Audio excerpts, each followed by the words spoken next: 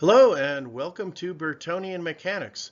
This is where I'm going to attempt to explain the thoughts that I have in my own heart and mind, things I've pondered upon for well over 40 years, and hopefully they'll be able to assist in our advancement and hopefully clarity of thought in things that are unseen and unknown at this time. I believe that words are the easiest thing to misunderstand. We search for the truth with words. But with words also, our society has fallen into somewhat of an internal collapse in that we tend to criticize and attack more often than try to achieve unity and bonding in agreement to gather our gumptions to move forward. And this really is indicative of societies in collapse when there is a lack of purpose and direction. So I've written things all along, in many of these slides that I made, 30, 40 years ago, uh, uh, mostly, as I come to, get to a higher sense of presenting these videos, I hope that you would go through and read because I have written quite a bit. And I always write something different on each slide or description for whatever channel that I have. So one of the things that I'd like to do now is actually just read the description that I have for this Bertonian mechanics. And generally, to be considered a process, many components must be in agreement for functionality to occur. As music holds the harmony of tones in sequence, so too must the waves of science embolden truths and emancipation for enlightenment. We seek to know. We want that epiphany. And without a system defining the base of all that is, how can any useful achievement of excellence be in the reality of what could be had? In our quest for scientific discovery involving unseen truths, an underlying faith must support what can never be seen. The black hole cores, the quantum foundations, where wings are the only thing that the mind can see, where beauty flies among the stars.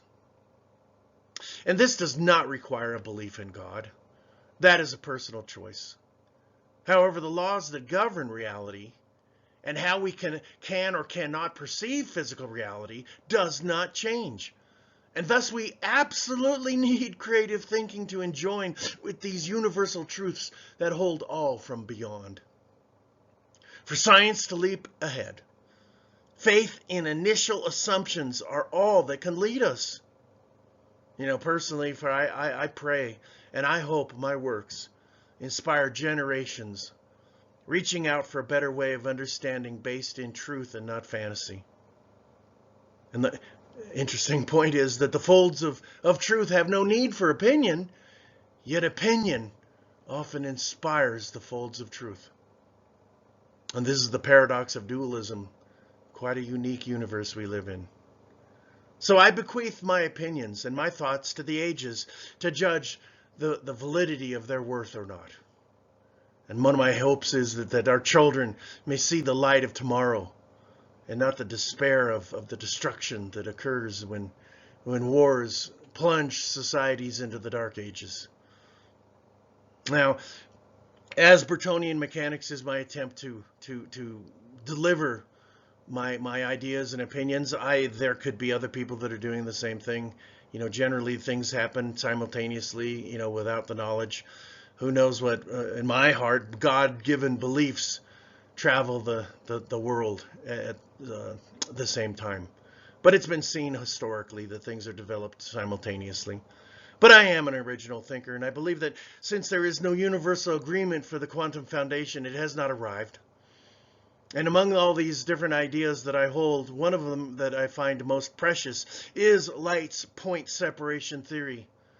And I do believe it has the answers to the questions defining our entire topological universe, the entire structure, at all points, no matter location or condition. And may all this work that I do in the gifting of my heart, may it set a better tomorrow from today. Well, I thank you for coming to Bertonian Mechanics. I hope that One day we'll have a better sense of putting these together before my demise, and that I'm unable to do these things. For as long as I've worked on it, in as many universities or media channels that I've been attacked on and rejected from, and posted as an outcast that should not be recognized or acknowledged, I am who I am. And in believing or not believing, it is a choice that we make. And I would say, most definitely, a society that chooses not to believe is one that becomes quite heartless. Let us then put on our hearts, believe in tomorrow, that our children may see a better day. Let's move forward. Thanks. We'll see you on that next ride. Bye-bye for now.